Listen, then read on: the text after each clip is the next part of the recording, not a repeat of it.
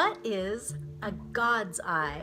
This is a topic that I covered in my blog, dustyhouseadventures.com, but I thought it was worthy topic to cover in a video as well, partly because a picture's worth 1,000 words, and also because I can say a lot more words on a video than you're probably willing to read on a blog. So I'm gonna talk at ya. All right, so if you're watching this channel, it's probably because you, like me, are interested in exploring shamanic sites and looking at the sacred art that was left there in the form of carvings in the rock or paintings on the rock, it just rocks out in the open or in caves, all of which is shamanic art. So I am also interested in learning the meaning of the symbols on that art. Now, some people will tell you, oh, and this is something that I find disturbing and odd. Some people will say, it's just impossible to know what those symbols mean. It's unknowable. Well, it is unknowable, sort of like knowing how to fix your car is unknowable if you don't learn how to fix a car. You know what I'm saying? You gotta be you gotta get up a little earlier in the morning. How about reading some books about world culture? You know what I'm saying? So that's what this takes. So today, the topic is God's eye. You've seen this. Have you seen a God's eye before? What's a God's eye? I know you made this in school, probably with 2 chopsticks and some yarn. I pulled this out of my son's desk. Probably made this about 5 years ago, and he doesn't know what it is. They make it in school. They're told it's a Mexican symbol for good luck. It keeps off the evil spirits, something like that. But is that really what it is? Not really what it is. It is far more complicated than that and far more beautiful than that. And I'm sorry that people are taught dumbed down versions of a wonderful, rich history in our schools. I hope that gets fixed soon. So what is a God's eye? Well, in order to know the answer to that, we have to learn what it means to the people who make it, right? Well, what's wonderful path to go down for the interpretation of Native American and shamanic art symbols in the American Southwest is, first, it's important to know that in the American Southwest, the people of this region where I am are Uto-Aztecan. Okay, that's the primary group of people. I'm not the coastal tribes that can get into a different area, but the people of the desert of the American Southwest generally are Uto-Aztecan. And through migration patterns and migration routes throughout history, that they share a culture with Mexico. Now, there's a tribe in Mexico called the Huichol people who have evaded the blending or the diffusion of their culture with any other culture for centuries, if not millennia. They have maintained their own unique Mexican culture for as long as anybody can remember. They've kept themselves separate, and when the Spanish came to Mexico, they fled to the high mountains where the Spanish dared not go, and also there weren't resources in that part of the land that the Spanish wanted. So they left this tribe alone. So these people have maintained their shamanic culture beautifully. In fact, 1/3 to a half of all Huichol people of Mexico actually know how to perform sacred ceremony and are healers. They are called healers. They're thought of as people who heal. It's wonderful. So, what's a God's eye? First of all, what is a god? A god is not to be thought of as a creature or a human or an embodiment, like an anthropomorphized being. A god is to be thought of as an essence of a natural force. Okay, so how does it feel when you stand under the sun? You feel the sting on your skin, you feel the warmth, you feel a radiant life energy welling inside you from the heat you receive from the sun. That is a god. That essence, that feeling, that experience that comes from the sun is what we call a god, okay, in the Huichol tradition. Now, by contrast, what's rain? What is water? Imagine standing in a downpour and the chill and the moisture and the nourishment that penetrates your skin and your body and the ground all around you. That's a god.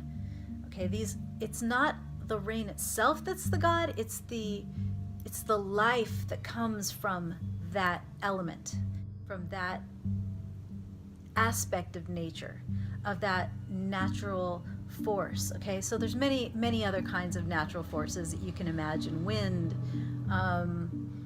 animals, different kinds of animals.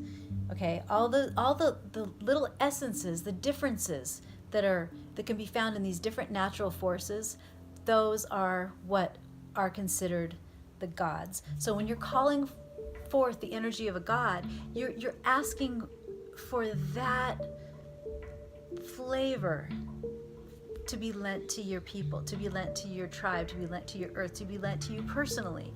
It's as if you're saying, for example, in your everyday life, you might say, "Oh, please just give me courage." Okay, you're not asking for a thing, for a being to bounce against you and fight for you. You're asking for courage to be rested upon you, to be lent to you. You're calling on the God of courage. Okay, so this is the nature of that kind of prayer. Now, as modern science knows, we all gotta catch up, because this isn't just frou-frou, this isn't just hippie stuff. Modern science will tell you, quantum science will tell you, for sure, we know we live in a multidimensional universe. Well, we had to wait for our quantum scientists to tell us this, but native people throughout the world, into deep antiquity, already knew it. I don't know how they knew it. They knew it, okay? And they practice it, and it shows up in their belief systems and in their spirituality. So these gods are thought of to exist on the different dimensions of reality. And you can access these dimensions through trance.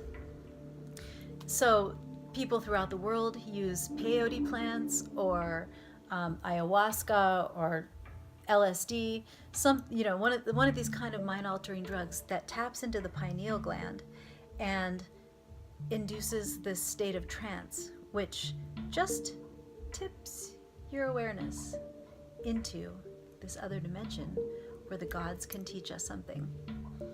So, since these gods are on other dimensions, if you are just, in your life and performing ceremony, and you want to get the attention of these gods, they're out there in their dimension. They're not sitting around waiting for you to say, "Hey, bud, want to grab a beer?" You know what I'm saying? They're busy.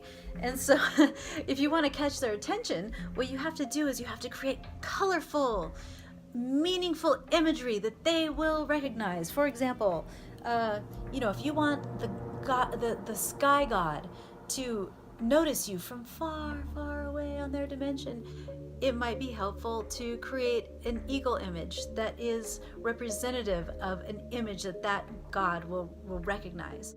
And they say, "Oh, there's a bright thing. Oh, look, that's me. Okay, got it. I got you." And if you leave a proper offering, a little bit of corn, a little smear of sacrificial deer blood, and you've performed proper ceremony, the god may say, "I see this person means business. Yes, I will come to you." Now, in the Huichol tradition, gods carry a shield as people do, a round shield carried on the forearm to prevent unwanted advances. And at the center of that shield is a hole. And what looks through the hole? The god's eye. Okay? Looking through the center of the shield. Right here. That's the god's eye. The god can see you, and it is also the portal through which we are able to access the god. The god's eye is a portal. It is represented in a votive bowl like this. A votive bowl represents the shield, you see, with the hole at the center through which the god's eye peers. Now, a votive bowl in the Huichol can also have a mirror at the center, like this one does. I made this, by the way. I made this. the mirror reflects the god onto the shaman so that the shaman may, absorb the essence of that god. Also, the shaman is thought of as a mirror of the god to the people. So from the god to the shaman to the people, you see. All right, so we've got the shield with the votive in the votive bowl, or with the portal. All right, now if this was a disc, not this particular item, but say this was a representative shield. Another word for this, by the way, is nierika. That's the traditional word, or in another accent, nielika. And nielika means doorway to God. And in other words, a portal, right? So you can make something like this, also a disc that has the representative imagery on it. And then you've seen in at sacred sites, sometimes there's a little cupule, a divot carved out into the rock, and it's been pounded into the rocks. I've seen boulders covered with these. Sometimes there's just a few. Something like this, with a hole cut at the center, was placed on top of those cupules. You have a nierika with a hole at the center, and it's affixed to the cupule like this with mud. Okay, so it stays there as part of the altar. And into that hole you place an offering of some corn meal or a little bit of sacrificial blood. And the god can receive the offering, you see, drinking from the votive bowl, or just receive it through the cupule, or just recognize it, and the cupule represents the portal. So now this god's eye is not round. Why isn't it round? It's not round because it is not a front shield to be carried on the front of the body. It is a back shield. Have you seen police officers wearing a bulletproof vest? That's a shield for the torso, right? Look at him from the back. He's square. This is a back shield. This is also a nierika. That's a back shield. It's square. It's the same thing. These are the same items, but one's a front shield and one's a back shield. This nierika or votive bowl just has the representation of the sacred peyote plant on it, and this is the Huichol plant used to induce trance. Circles, circles, circles. The portal is a circle. I can go on and on about circles. I feel tempted to go on and on about circles. I really love circles. Everything in nature wants to be a circle. Let me just bear with me for a second. You see, this is a dodecahedron. All geometry comes down to circles. Okay? God's eye is a circle. A portal is a circle. Circle means one, unity. A God's eye, nierika, means a doorway to God. It is the point of unity. It is the center. It is the place where the human touches God. At the center, the single spot that is the sacred circle. Circles are everything in geometry. All of these geometric shapes are made from circles. You just draw, you draw a circle, and then you make more circles using the radius and the diameter of the same measurement in a pattern, and you get the beautiful flower of life in sacred geometry. And from that, you can get all of these shapes by folding your circles along the diameters of the circles that you make. Oh my God, this one has 12 sides, and it's made from so many circles. But look at it like that. See that? Circle. Okay? It's made of circles. You see the circles? Circles, everything comes back to circles. You can expand the universe infinitely with circles, or you can reduce it all to a single point, back down through the circles to the point of origin, your nierika, your God's eye.